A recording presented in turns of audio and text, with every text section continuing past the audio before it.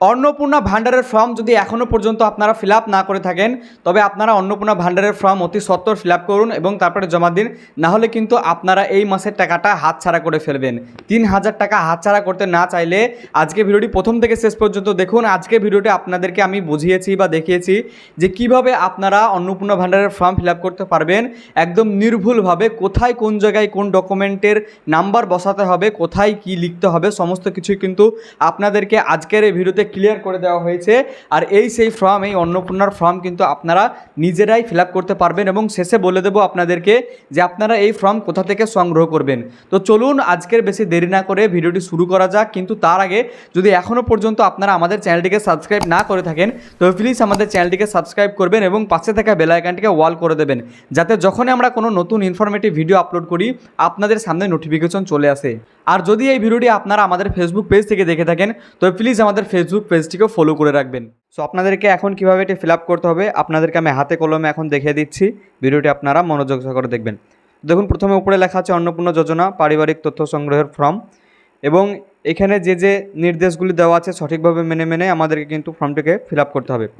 প্রথমে আমাদেরকে কতে দেওয়া আছে কি যে পারিবারিক পরিচয়। এখানে প্রথমে আমাদেরকে দিতে হবে পরিবারের প্রধানের নাম, অর্থাৎ HOF। আর নামটা আপনারা সবাই ভুল করছেন, এইখানে লিখবেন না, আপনারা এই যে মিডলের বক্সগুলোতে লিখবেন। এখানে দেখুন লেখা আছে পুরো নাম, এইখানে আপনারা পুরো নামটি লিখবেন। আর হ্যাঁ, নামটিকে আপনারা ইংরেজির ক্যাপিটাল লেটারে লেখার চেষ্টা করবেন, অর্থাৎ বড় হাতের অক্ষরে আপনারা লেখার চেষ্টা করবেন ইংরেজিতে। 2 নম্বর অপশানে কী দিয়েছে জন্ম তারিখ, অর্থাৎ যে হেড অফ ফ্যামিলি আছে বা পরিবারের প্রধান আছে তিনার যে ডেট অফ বার্থ সেটা এখানে লিখে দেবেন। আর এটা কী ফরম্যাটে লিখবেন সেটা দেখুন, এখানে লেখা আছে দিন, মাস এবং বছর। এই ফরম্যাটে কিন্তু আপনাদেরকে লিখতে হবে, অর্থাৎ প্রথমে দিন, তারপরে মাস, তারপরে বছর। তারপরে 3 নম্বর আছে পরিবারের প্রধানের লিঙ্গ, অর্থাৎ পরিবারের প্রধান পুরুষ, মহিলা নাকি অন্যান্য।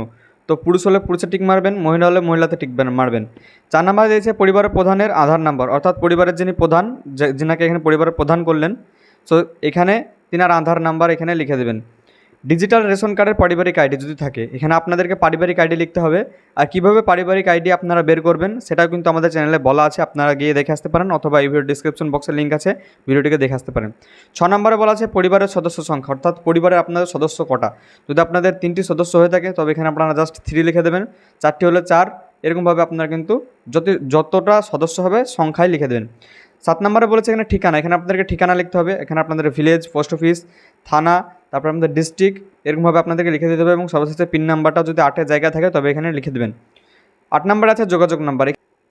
নাম্বার 9 বলেছে নাম, জন্ম তারিখ, লিঙ্গ, পরিবারের প্রধানের সঙ্গে সম্পর্ক, অর্থাৎ এখানে আপনাদের এবার আপনারা ভালোভাবে বুঝবেন। এখানে আপনাদেরকে এবার এক একে পরিবারের যে সদস্য এখানে আপনারা লিখলেন কটা সদস্য, সকল সদস্যের ডিটেলস এখানে আপনাদেরকে ভরতে হবে। তো প্রথমে আপনাদেরকে বলেছে HOF, অর্থাৎ হেড অফ ফ্যামিলি।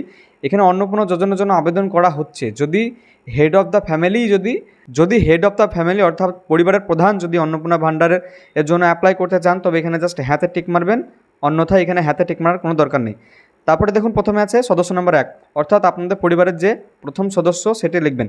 এখানে অনেকেই ভুল করেন যে এইখানে সদস্য নম্বর 1-এ হেড অফ দ্য ফ্যামিলির নাম লিখে দেন।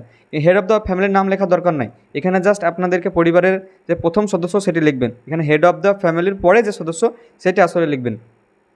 আর এখানে হয়তো আপনাদের মায়ের নাম লিখতে পারেন, অথবা যার জন্য অ্যাপ্লাই করছেন তার নাম লিখতে পারেন। আর তিনি যদি এটার জন্য অ্যাপ্লাই করতে চান অন্নপূর্ণা যোজনার জন্য তবে জাস্ট হ্যাঁতে টিক করবেন। এখানে দেখুন যতজন সদস্য সংখ্যা আছে তাদের সবার পাশে হ্যাঁ হ্যাঁ করে অপশান আছে। যারা এই ফর্মের দ্বারা অন্নপূর্ণা ভান্ডারের জন্য অ্যাপ্লাই করতে চাইছেন তাদের নামের পাশেই জাস্ট টিক চিহ্ন দেবেন। এবার এখানে দেখুন সদস্য নাম্বার 2 ঠিক একই রকমভাবে সদস্য নাম্বার 1, 2 এরকমভাবে 4-5টা সদস্য সংখ্যা আছে। এখানে আপনাদেরকে যতগুলি সদস্য আছে ততগুলি ফিল আপ করতে হবে। তো প্রথমে কী করতে হবে, সদস্য নাম্বার 1-এর এখানে আপনাদের নাম লিখতে হবে, তারপরে জন্ম তারিখ, তারপরে লিঙ্গ অর্থাৎ মেল না ফিমেল এখানে লিখতে হবে। পরিবারের সঙ্গে তার সম্পর্ক কী, পরিবারের সঙ্গে যে তার সম্পর্ক সেটা কি এখানে আপনাদেরকে এবার উল্লেখ করে দিতে হবে। আর সবার নিচে আপনাদেরকে দিতে হবে এখানে আধার কার্ডের নাম্বার। আধার কার্ডের নাম্বারটা কিন্তু আপনারা এই সবার শেষের অপশানটা দেবেন। ঠিক এরকমভাবে অপশান নাম্বার 1 অর্থাৎ সদস্য নাম্বার 1, সদস্য নাম্বার 2 এরকমভাবে আপনারা ফিল আপ করে নেবেন। এখন আমরা চলে যাব 2 নম্বর পৃষ্ঠায়।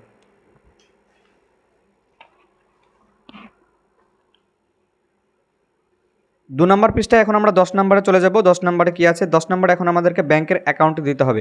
আর ব্যাংকের অ্যাকাউন্টগুলি অবশ্যই ডিবিটি লিঙ্ক থাকা দরকার। তো প্রথমে HOF অর্থাৎ হেড অফ দ্য ফ্যামিলি আপনাদের পরিবারের যিনি প্রধান তার ব্যাংকের অ্যাকাউন্ট নাম্বার এবং নিচে আইএফএসসি কোড আর সবার উপরে ব্যাংকের নাম কি সেটা আপনাদেরকে লিখতে হবে। যদি আপনাদের স্টেট ব্যাংক হয় তবে আপনারা এসবিআই লিখতে পারেন, এরকমভাবে আপনারা শর্ট ফর্মে লিখতে পারেন। তারপরে সদস্য নম্বর 1, যে সদস্য নম্বর 1 দিলেন তিনার এখানে ব্যাংকের অ্যাকাউন্ট নাম্বার দিতে হবে এবং সদস্য নম্বর 2 এরকমভাবে যতজন আছে আপনাদের সদস্য সংখ্যা তাকে দিতে হবে। কিন্তু যদি এখানে দেখুন বলা আছে প্রাপ্তবয়স্ক সদস্যের ব্যাংকের অ্যাকাউন্ট, যদি তার বয়স 18 বছরের নিচে হয় তবে কিন্তু তার এখানে দেওয়া দরকার নেই, যেহেতু এখানে প্রাপ্তবয়স্ক বলা হয়েছে। এখন দেখুন 11 নম্বরে এপিক নাম্বার, অর্থাৎ এখানে আমাদেরকে আমাদের ভোটার কার্ডের যে অপশান সেটা এখানে আমাদের ফিল আপ করতে হবে। প্রথমে হেড অফ দ্য ফ্যামিলি অর্থাৎ পরিবারের প্রধানের এপিক নাম্বার এখানে লিখতে হবে আপনাদেরকে, এবং তারপরে কোন অংশ বা কোন বিধানসভা ক্ষেত্র সেটা এখানে লিখতে হবে। আর এটা কি কোথায় পাবেন? এটা আপনারা আপনাদের ভোটার কার্ডে এপিক নাম্বার পেয়ে যাবেন এবং পেছন দিকে আপনাদের অংশ এবং ক্ষেত্র পেয়ে যাবেন। ঠিক এরকমভাবে আপনার সদস্য নম্বর 1, 2, 3 যতজন আপনাদের সদস্য আছে ফিল আপ করে নেবেন। এবং 12 নম্বর বিভাগে বলা হয়েছে যে আপনাদের যিনি অ্যাপ্লাই করছেন এর জন্য, ঠিক আছে, যিনি এই অন্নপূর্ণা ভাণ্ডারের জন্য অ্যাপ্লাই করছেন তিনার ক্যাটাগরি কী, অর্থাৎ তিনি জেনারেল নাকি এসটি, এসসি, ওবিসি এখানে আপনাদেরকে টিক মার দিতে হবে। যদি এসটি হয় তবে এসটিতে টিক মারেন, ওবিসি হলে ওবিসিতে, আর যদি জেনারেল হন তবে উপরে অসংরক্ষিততে এখানে আপনারা টিক মেরে দেবেন। এবং তারপরে এখন আমাদেরকে রেশন কার্ডের যে ডিটেলস সেটা দিতে হবে। প্রথমে বলা হয়েছে আপনার কি ডিজিটাল রেশন কার্ড আছে, যদি ডিজিটাল রেশন কার্ড থাকে তবে হ্যাঁতে টিক মারবেন, যদি না থাকে তবে নাতে টিক মারবেন। 2 নম্বর বলা হয়েছে যদি হ্যাঁ হয় তবে তা উল্লেখ করুন, অর্থাৎ যদি থাকে তবে সেটা কোন কীরকম, যদি আপনাদের পিএইচএইচ হয় পিএইচএইচে টিক মারবেন, এসপিএইচএইচ হলে এসপিএইচএইচে টিক মারবেন। এরকমভাবে আপনারা আপনাদের যে রেশন কার্ড আছে সেখানে কিন্তু লেখা আছে, আপনারা জাস্ট দেখলেই কিন্তু বুঝে নেবেন। তারপর দেখুন আরেকটা অপশান বলা হয়েছে পরিবারটি রেশন দোকান থেকে কি মাসিক রেশন তুলছে কি না, যদি তুলে থাকে তবে হ্যাঁতে টিক করবেন, না তুলে থাকলে নাতে টিক করবেন। তারপরে গতে কী বলা হয়েছে, গতে বলা হয়েছে বাড়ির ধরন, আপনার বাড়িতে কি 3 বা তার বেশি পাকা ঘর রয়েছে, যদি 3 বা তার বেশি পাকা ঘর থেকে থাকে তবে হ্যাঁতে ক্লিক করবেন, যদি না থাকে তবে নাতে টিক মারবেন। পারিবারিক জমির মালিকানা, যদি আপনাদের পরিবারের কারোর জমির মালিকানা থাকে বা কারো যদি জমি থাকে তবে আপনারা এখানে হ্যাঁতে টিক করবেন, না থাকলে নাতে টিক করবেন। এখন আমরা চলে যাব নেক্সট পেজে, আর নেক্সট পেজে কী আছে সেটা দেখুন। নেক্সট পেজে আমাদেরকে বলা হয়েছে যে যানবাহন, যদি আপনাদের এখন যদি বাড়িতে কোনো যানবাহন থেকে থাকে তবে তারও কিন্তু এখানে বিবরণ আপনাদেরকে দিতে হবে। যদি কোনো মোটর চালিত অবাণিজ্যিক যানবাহন থাকে বা 4 চাকা থাকে তবে আপনাদেরকে এখানে হ্যাঁতে টিক করতে হবে, না থাকলে নাতে টিক করতে হবে। আর যদি হ্যাঁ হয় তবে সে গাড়ির রেজিস্ট্রেশন নাম্বার এখানে লিখতে হবে। আর যদি গাড়ি ট্র্যাক্টর, জিপ বা অন্য কীরকম হয় তবে কিন্তু তার মডেল এখানে আপনাদেরকে লিখে দিতে হবে। 5 নম্বরে বলা হয়েছে পরিবার ভিত্তিক সদস্যের স্বাস্থ্য বিমা, যদি পরিবারের কারো যদি স্বাস্থ্য বিমা থাকে তবে আপনারা হ্যাঁতে টিক করবেন, যদি না থাকে তবে নাতে টিক করবেন। ঠিক আছে, তো দেখুন প্রথমে বলা হয়েছে যে হেড অফ দ্য ফ্যামিলি যদি থেকে থাকে কোনো স্বাস্থ্য বিমা তবে সেটা কি সরকারি না বেসরকারি, এটাকে আপনাদের টিক মারতে হবে। যদি না থাকে তবে আপনাদের এটা কোনো ফিল আপ করার দরকার নেই। এখন আমরা চলে আসছি ঘতে বলা হয়েছে আয় বা পেশা। প্রথমে বলা হয়েছে কোনো সদস্য কি আয়কর পেশাগত কর প্রদান করে, যদি কোনো সদস্য আপনাদের ফ্যামিলি ট্যাক্স দিয়ে থাকে তবে আপনারা হ্যাঁতে ক্লিক করবেন, না হলে নাতে টিক মারবেন। এবার 2 নম্বরে কি বলা হয়েছে পরিবারের সদস্যের প্যান কার্ড নাম্বার। এবার আপনাদের পরিবারের যে সমস্ত প্রাপ্তবয়স্ক সদস্য আছে তাদের কিন্তু প্যান কার্ডের নাম্বার এখানে আপনাদেরকে উল্লেখ করতে হবে। যদি থাকে প্যান কার্ড তবে আপনারা হ্যাঁতে টিক করবেন, যদি না থাকে তবে নাতে টিক করবেন। ঠিক আছে, তো প্রথমে এখানে আপনাদেরকে পরিবারের হেড অফ দ্য ফ্যামিলি তার এখানে নাম লিখবেন এবং তার নিচে আপনাদেরকে লিখতে হবে প্যান নাম্বার। এটা আপনারা প্যান কার্ডে খুব সহজেই পেয়ে যাবেন। এরকমভাবে আপনাদের family number, head of the family, তারপরে সদস্য নম্বর 1, 2 যতটা সদস্য আছে তাদের কিন্তু ফিল আপ করে নেবেন। এখন চলে আসে নেক্সট পৃষ্ঠায় বলা আছে কর্মসংস্থানের ধরন, অর্থাৎ আপনাদের যে পরিবারের যে সদস্যগুলি আছে তাদের কর্মসংস্থানের ধরন কীরকম। যদি সরকারি ক্ষেত্রে কাজ করে থাকে সরকারি ক্ষেত্রে টিক মারবেন, বেসরকারি হলে বেসরকারি, আর যদি ব্যবসা বাণিজ্য করে তবে এটাতে টিক মারবেন, আর যদি কোনো কাজই না করে তবে এখানে বেকারে টিক মারবেন। আর যদি ধরুন বিদেশে থাকে কেউ বা কাজ করে খায় তো এখানে আপনারা পরিযায়ী শ্রমিকে ক্লিক করতে পারেন, অথবা অন্যান্যতে ক্লিক করে আপনারা এখানে ফার্মার অথবা চাষি লিখে দিতে পারেন। এরকমভাবে সদস্য নম্বর 1, 2, 3 যতজন সদস্য আছে আপনাদের ফিল আপ করে নেবেন। এখন আমরা চলে এসেছি 4 নম্বরে। এখানে বলা হয়েছে পরিবারের শিক্ষিত প্রাপ্তবয়স্কদের সদস্য সংখ্যা, অর্থাৎ আপনাদের প্রাপ্তবয়স্ক যারা সদস্য আছে, প্রাপ্তবয়স্ক বলা হয়েছে এখানে যারা প্রাপ্তবয়স্ক আছে অর্থাৎ যাদের বয়স 18 বছরের থেকে বেশি শিক্ষিত, সেরকম এখানে আপনাদের লিখতে হবে। তো প্রথমে বলা হয়েছে শিক্ষিত সদস্য সংখ্যা, এখানে শিক্ষিত সদস্য কজন সংখ্যা লিখে দেবেন, নিচে অশিক্ষিত যতজন প্রাপ্তবয়স্ক সদস্য আছে এখানে আপনারা লিখে দেবেন। এবং তারপরে যে তারা কতটা শিক্ষিত, অর্থাৎ পরিবারের প্রধান যদি শিক্ষিত হয় শিক্ষিতটি টিক মারবেন, এবং তার সর্বোচ্চ শিক্ষাগত যোগ্যতা এখানে আপনাদেরকে নিচে লিখতে হবে। ঠিক এরকমভাবে সদস্য নম্বর 1, 2, 3 যদি অশিক্ষিত হয় অশিক্ষিত টিক মারবেন, যদি শিক্ষিত হয় শিক্ষিতটি টিক মারবেন।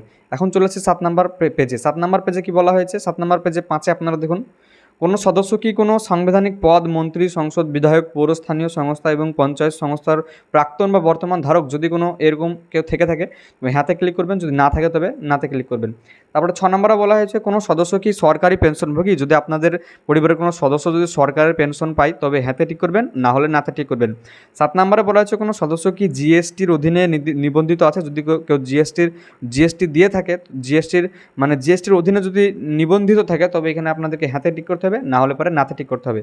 8 নম্বরে বলা হয়েছে পরিবারের মোট বার্ষিক আয় কত, পরিবারের আপনাদের যে বার্ষিক মোট আয় অর্থাৎ বছরে কত টাকা ইনকাম সবারের মিলে এখানে আপনাদেরকে লিখতে হবে। আর এটা আপনাদেরকে অবশ্যই অঙ্কে লিখতে হবে, অর্থাৎ আপনাদের যদি 70,000 হয় তাহলে 70,000 লিখতে হবে, যদি 1 লাখ হয় 1 লাখে লিখতে হবে, এরকমভাবে লিখতে হবে। তারপরে এখানে আপনাদের সিএতে বর্তমানে আবেদন করার অবস্থা। এখানে সিএ মতলব বলা হয়েছে যদি আপনাদের ধরুন আমাদের রাজ্যের বাইরে থেকে এসে আমাদের রাজ্যে এখন বসবাস করছে, তো তাদেরকে বলা হয় সিএতে আবেদন করা। যদি রাজ্যের বাইরে থেকে কেউ এসে আমাদের রাজ্যে বসবাস করতে চায় তবে তাদেরকে সিএতে কিন্তু অ্যাপ্লাই করতে হয়। কিন্তু আপনাদের যদি কেসটা এরকম না হয়ে থাকে তবে আপনারা এখানে প্রযোজ্য নয় টিক মেরে দেবেন। ঠিক এরকমভাবে সদস্য নম্বর 1, 2, 3 প্রথমটা হেড অফ দ্য ফ্যামিলি, এবং তারপরে সদস্য নম্বর 1, 2, 3 এখানে আপনারা টিক মেরে দেবেন। আর এখন আমরা চলে আসবো এখানে যদি আপনাদের অন্যান্য কোনো কিষাণ ক্রেডিট কার্ড এইসব কিছু থেকে থাকে, স্টুডেন্ট ক্রেডিট কার্ড যদি এরকম কিছু থেকে থাকে, মৎস্যজীবী, তবে এখানে আপনাদেরকে তার উল্লেখ করতে হবে। আর যদি না থাকে তবে এটি আপনাদের ফিল আপ করার দরকার নেই, এই অপশানটি আপনারা ছেড়ে দেবেন। তো দেখুন প্রথমে বলা হয়েছে পরিবারের প্রধান, এখানে আপনাদের পরিবারের প্রধানের যদি কোনো ক্রেডিট কার্ড থাকে তবে তার এখানে কিন্তু নামটা লিখতে হবে, আইডি সংখ্যা লিখতে হবে, যে তারিখে ইস্যু করা হয়েছে সেটা লিখতে হবে। এরকমভাবে আপনাদের যতজন সদস্যের যদি ক্রেডিট কার্ড থাকে তবে এখানে ফিল আপ করতে হবে, না থাকলে ফিল আপ করার দরকার নেই। 3 নম্বরে বলা হয়েছে যদি এসআইআরের নাম বাদ পড়ে থাকে তবে মামলাটি ট্রাইব্যুনালে বিচারাধীন কি না, অর্থাৎ যদি আপনাদের এসআইআরের নাম বাদ যে থাকে তবে আপনাদের কি সেটা স্ট্যাটাসটি এখানে উল্লেখ করতে হবে। যদি আপনাদের বাদ না গিয়ে থাকে নাম, যদি আপনারা ভোট দেন, যদি ভোট দেওয়া আপনাদের কমপ্লিট হয় এই যে গেল ইলেকশনে, তবে আপনারা এখানে প্রযোজ্য নয় ক্লিক করবেন। আর যদি আপনারা এখনও পর্যন্ত যদি আপনারা ট্রাইব্যুনালে আবেদন না করেন তবে নাতে ক্লিক করবেন। আর যদি ট্রাইব্যুনালে আবেদন করে থাকেন তবে এখানে কিন্তু আপনারা হ্যাঁতে ক্লিক করবেন। তো এরকমভাবে সদস্য নম্বর 1, 2, 3 যতজন আছে আপনারা ফিল আপ করে নেবেন। এবং তারপরে আমরা চলে আসি 4 নম্বরে। 4 নম্বর আমাদেরকে আমাদের পরিবারের যতজন শিশু আছে তাদের বিবরণ দিতে হবে। অর্থাৎ শিশু সদস্য কাদেরকে বলা হয়েছে, যারা বিদ্যালয়ে পড়াশোনা করে, যাদের বয়স 18 বছর থেকে কম, সে সমস্ত শিশুর কথা এখানে বলা হয়েছে। তো যদি আপনাদের বাড়িতে একটা শিশু থেকে থাকে তো সদস্য নম্বর 1 এখানে তার নাম লিখবেন, শ্রেণী লিখবেন অর্থাৎ কোন ক্লাসে পড়ে, বিদ্যালয়ের নাম লিখবেন অর্থাৎ যে স্কুলে পড়ে, এবং তারপরে বিদ্যালয়ের ধরন কীরকম, সরকারি নাকি বেসরকারি নাকি স্বীকৃত মাদ্রাসা নাকি অন্যান্য, যদি অন্যান্য হয় তবে এখানে লিখে দেবেন। অর্থাৎ যদি স্কুলিং, হোম স্কুলিং ইত্যাদি হয় এখানে আপনারা কিন্তু লিখে দেবেন। ঠিক এরকমভাবে আপনাদের পরিবারের যতজন শিশু সদস্য আছে এখানে কিন্তু শিশু সদস্যের ডিটেলসটা ফিল আপ করতে হবে। এখন আমরা চলে যাই 10 নম্বর পৃষ্ঠায়। 10 নম্বর পৃষ্ঠায় দেখুন আমাদের কী বলা হয়েছে। 10 নম্বর পৃষ্ঠায় 2 বলা হয়েছে শিশু সদস্যদের যে টিকাকরণ করানো হয়েছে কি না। যদি আপনাদের শিশুদের টিকাকরণ হয়ে থাকে আপনারা হ্যাঁতে ক্লিক করবেন, এবং তারপরে যদি হ্যাঁ হয় তাহলে টিকাকরণ আইডি এখানে আপনাদেরকে নিচে ছোট্ট করে লিখে দেবেন। আর যদি টিকাকরণ না হয় তবে কিন্তু আপনাদেরকে টিকাকরণ হয়নিতে ক্লিক করতে হবে, এবং তারপরে যদি না হয় তাহলে শেষ টিকা নেওয়ার তারিখ, টিকা না নেওয়ার কারণ আপনাদেরকে কিন্তু এখানে উল্লেখ করতে হবে। এখন আমরা চলে আসছি 6 নম্বরে। 6 নম্বরে বলা হয়েছে আপনি কি কোনো সরকারি প্রকল্পের সুবিধা ডিবিটি এর মাধ্যমে পাচ্ছেন। তো এখানে আপনাদেরকে অনেকের ডাউট আছে যে যারা লক্ষ্মীর ভাণ্ডার পাচ্ছিলেন, তো তাদেরকে এখানে হ্যাঁতে ক্লিক করতে হবে, না নাতে ক্লিক করতে হবে। তো লক্ষ্মীর ভাণ্ডারের টাকা যেহেতু আমাদের ডিবিটি লিঙ্কের মাধ্যমে এখনও পর্যন্ত আসেনি, তাই আমি সাজেস্ট করবো আপনাদেরকে যেখানে আপনাদের নাতে ক্লিক করে ভালো, কারণ লক্ষ্মীর ভাণ্ডারের টাকা আমরা কিন্তু ডিবিটির মাধ্যমে পেতাম না। ঠিক আছে, লক্ষ্মীর ভাণ্ডারের মতলব কি মানে আমাদের যে মা বোনেরা টাকাটাগুলো পেতো সেগুলো কিন্তু ডিবিটি লিঙ্কের মাধ্যমে পেতো না, সেগুলো এমনি পেতো, অ্যাকাউন্টে আসতো। তো এখানে আপনারা নাতে ক্লিক করে দিতে পারেন। আর যদি এরকম যদি আপনারা বুঝতে না পারেন তবে যেখানে আপনারা জমা দেবেন সেখানে আপনারা এটিকে জিজ্ঞেস করে নিতে পারেন। ঠিক এরকমভাবে আপনারা সদস্য নম্বর 1, 2, 3, 4, 5 যতজন সদস্য আছে ফিল আপ করে নেবেন। আর দেখুন এখানে আমরা চলে এসেছি একদম 12 পৃষ্ঠার শেষের দিকে। এখানে বলা আছে বাদ দেওয়া হলে কারণ, আর এখানে আপনাদের কোনো কিছু লেখার দরকার নেই। আর এখানে তারপরে আছে ঘোষণা ও সম্মতি। এখানে বলা হয়েছে যে আমি এই মর্মে ঘোষণা করছি যে উপরে প্রদত্ত তথ্য আমার জ্ঞান ও বিশ্বাস অনুযায়ী সত্য। তো এটা যদি এখানে আপনাদেরকে জাস্ট সম্মত এখানে ক্লিক করে দিতে হবে। এখন আমরা চলে আসি 13 নম্বর পৃষ্ঠায়। 13 নম্বর পৃষ্ঠায় কী বলা হয়েছে, এখানে বলা হয়েছে সত্য এবং প্রযোজ্য, ওই যে আগের ওইটা আপনাদেরকে লিখতে হবে। এবং তারপরে এখানে আপনাদেরকে যার এখানে আপনারা যার জন্য আবেদন করছেন তার এখানে কিন্তু টিপসই যদি যিনি স্বাক্ষর না জানেন তবে টিপসই দেবেন, আর যদি স্বাক্ষর জানেন তবে স্বাক্ষর দিয়ে দেবেন। আর বাস এরকমভাবে কিন্তু আপনাদের ফর্ম ফিল আপটি কমপ্লিট হয়ে যাবে। আর তারপরে আপনাদেরকে যে সমস্ত ডকুমেন্ট বলা হয়েছে, আপনারা যতজন সদস্য সংখ্যা দিলেন বা হেড অফ দ্য ফ্যামিলির নাম দিলেন, সকলের কিন্তু প্যান কার্ড, আধার কার্ড, যদি প্রাপ্তবয়স্ক হয় তবে প্যান কার্ড দেবেন, আধার কার্ড দেবেন, আর যে সমস্ত আপনাদের ব্যাংকের অ্যাকাউন্ট দিবেন, স্বাস্থ্যসাথীর কার্ড দিবেন, এই সমস্ত কিছু কিন্তু আপনাদেরকে এখানে দিতে হবে। আশা করি আপনারা ভালোভাবে বুঝে গেলেন। তো এই ভিডিওটি আপনাদের প্রিয়জনদের কাছে বেশি বেশি পরিমাণে শেয়ার করুন, যাতে তারাও কিন্তু এই ফর্ম ফিল আপ করতে যেন একটু ভুল না করে, কারণ ভুল হলে পরে কিন্তু টাকা দেওয়ার সম্ভাবনা আপনাদের কমে যেতে পারে। আর এই যে অন্নপূর্ণা ভান্ডারের ফর্ম, এটা আপনারা কোথা থেকে কালেক্ট করবেন, এটা কিন্তু আপনারা অন্নপূর্ণা ভান্ডারের যে অফিসিয়াল পোর্টাল আছে সেখান থেকে ডাউনলোড করে প্রিন্ট আউট করে নিতে পারেন। এটা কিন্তু একটা 13 পৃষ্ঠা ব্যাপী ফর্ম। এই ফর্মটাকে কিন্তু আপনাদেরকে ফিল আপ করতে হবে, অথবা আপনারা আপনাদের কাছে থাকা কোনো অনলাইনের দোকানে যেয়ে কিন্তু বলতে পারেন যে আমাদেরকে অন্নপূর্ণা ভান্ডারের ফর্ম লাগবে। এটা কিন্তু তারা 15 থেকে 20 টাকা নেবে এবং তারপরে আপনাদেরকে ফর্মটা দিয়ে দেবে। সবার শেষে আপনাদেরকে একটাই কথা বলবো, আজকের এই ভিডিওটি আপনারা বেশি বেশি পরিমাণে শেয়ার করুন, সবাই এই অন্নপূর্ণা ভান্ডারের ফর্মটিকে তাড়াতাড়ি ফিল আপ করতে পারেন এবং 3000 টাকা হাতছাড়া যাতে তাদের না হয়।